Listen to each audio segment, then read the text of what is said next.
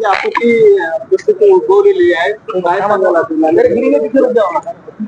राज्यात गेल्या 2 दिवसापासून पाऊस मोठ्या प्रमाणात होतोय. रेड अलर्ट आहे, ऑरेंज अलर्ट आहे.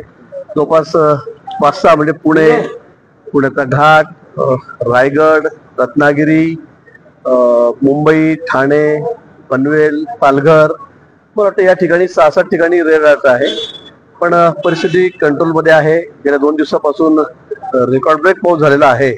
मुंबईमध्ये फक्त स्थानिक मुंबईमध्ये काही ठिकाणी पाणी साचलेलं होतं. रस्ते वाहतुकीला अडचण झालेली होती. रेल्वेवर काही अंशी परिणाम झालेला होता. पण मला वाटतं आता परिस्थिती निवडत चाललेली आहे. मी येईपर्यंत, आता मी नांदेडला आलो, पण मी येईपर्यंत मुंबईमध्ये पाऊस अधिक होता. पण मला असं वाटतं की अजून 21 तारखेपर्यंत हा अलर्ट दिलेला आहे. पण असे कुठे फार गंभीर परिस्थिती नांदेड वगळता कुठे फार नाहीये. कारण इथे जवळपास 9 कॅज्युअल्टी झालेल्या आहेत. जनावरं वाहून गेलेले आहेत. म्हणजे 11-12 जण राज्यामध्ये दगावलेत. त्यापैकी 9 जण हे नांदेड मधलेच आहेत. आणि म्हणून मुखेडला तर मी मुद्दामहून माननीय मुख्यमंत्री महोदयांनी मला पाठवलेलं आहे.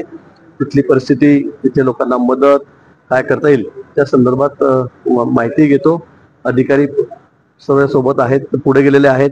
कालपासून आम्ही लोकांना ज्यांना तिथून शिफ्ट करायचं होतं, हलवायचं होतं, त्यांना सर्वांना हलवलेलं आहे. त्याची राहण्याची सगळी व्यवस्था त्या ठिकाणी केलेली आहे, खाण्यापिण्याची व्यवस्था केलेली आहे. आणि मी थोड्याच वेळामध्ये 1-1.5 तासामध्ये स्पॉटवर त्या ठिकाणी जाणार. पालकमंत्री अतुल सावे परिस्थिती निर्माण झाली आहे. नांदेडचे पालकमंत्री अतुल सावे येतील, ते पण येतील.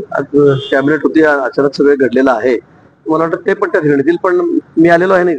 असं लोकांचा आरोप आहे की तिथं मदत कार्य पोहोचून नसल्यामुळे 5 ते 6 लोक दगावले. ती माहिती मी आता घेतो. काय असेल काय नाही मला माहिती नाही. कशामुळे झालं, कशामुळे 5-6 लोकांना आपण काढू शकलो नाही, मला त्या संदर्भामध्ये भेटल्यावरच प्रशासनाकडून सुद्धा त्यांना सूचना दिल्या गेल्या नाही, त्यामुळे पाणी वाढलं.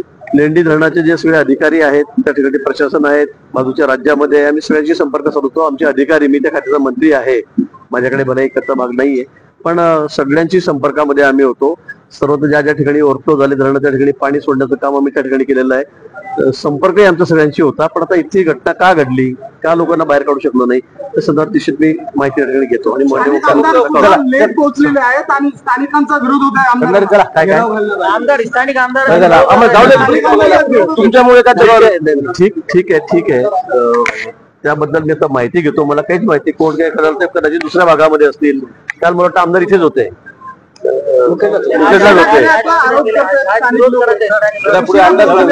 आणि स्थानिक लोकांचा आरोप मला वाटतं 3-4 ठिकाणी सगळे हे अतिवृष्टी झालेली आहे. गावांना जाण्याचे रस्ते बंद पडलेले होते. अनेक ठिकाणी शेत्या वाहून गेल्या. दुसऱ्या भागामध्ये असेल कदाचित. आता मी त्यांना भेटल्यावरच मला ते कळेल. पण निश्चित शासनाकडून कुठली कमी पडणार नाही. आम्ही सर्वतोपरी मदत करण्याचे आदेश माननीय मुख्यमंत्री महोदयांनी त्या ठिकाणी दिलेले आहेत. सर्व मदत आम्ही त्या ठिकाणी करू.